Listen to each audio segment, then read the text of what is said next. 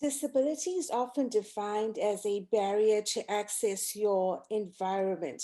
And with your skill set as a architect, you have, can you, with your skill set as an architect, can you talk a little bit about the challenge of, first of all, being able to find a home that would work for the family, and then how you went about adapting your home, Jess?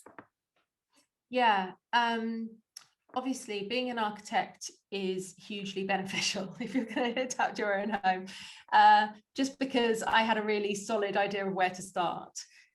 We live in London, and we live in an area of London which is very close to where I grew up, so we live close to my parents, but obviously London is dense, and properties suitable for disabled people are often have quite a large footprint, so you're not having to go up and down levels, and that's just not, that's not how houses in London work. So we were looking for a long time before we could find a house that I thought could work for us. We were very lucky that we were in a position to, be able to buy a house that could work for us.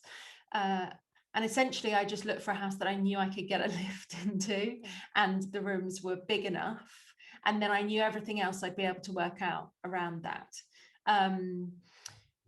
I feel quite passionately that good design is about problem solving, and is about taking an issue and working out the most elegant solution to it. And making a house accessible is just like any other design problem. You just need to, concentrate on it and think about the best solution. And a lot of, I don't know what it's like in the States. In the UK, a lot of adapted properties, or properties that have been adapted, are not beautiful. They're done in a way that is often very medical and very practical, but they're not elegant design solutions. And also, often the needs of the disabled people or the disabled person in a household can be prioritized to the point that that's the most obvious thing you see. You kind of walk into a house and you're like, oh, right, a disabled person lives here, because you can very visibly see all the adaptations that have been made for them. And because we have two younger children, and the kind of ethos of our family is that Ben is one of our children, but we have three children, and the family dynamic is such that it's important that everyone feels like they're a kind of equal member of the family. So I worked really hard to make our house a house that works completely for Ben, so he can go almost, not every single room, but there's one room that he can't go into, but he can go almost everywhere, including his siblings' bedrooms and my husband's bedroom. But that when you walk into the house, it takes people a while to kind of realize that it is fully adapted, that there is a ramp to the front door, that we have a lift, that the doorways have all been widened, that we have hoists in the ceilings, that we have everything that we need, but that isn't the thing that the house screams. The house screams, I hope, I think, family house. It's a house that 5 people live in, and is bashed up as a result, because there's been a lot of playing and a lot of bashing into walls. But that's what I wanted. But it works perfectly for Ben.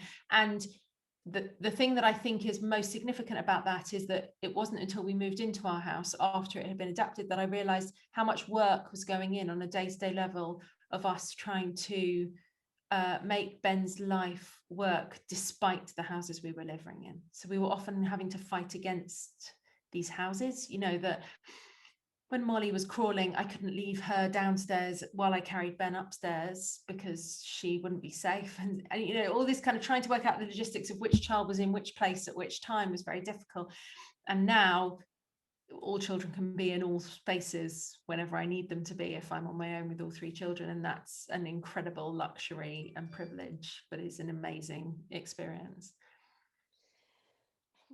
Okay, so if I had to kind of narrow it down to perhaps one last question that I want to kind of ask, it's going to be revolve around the language of disability.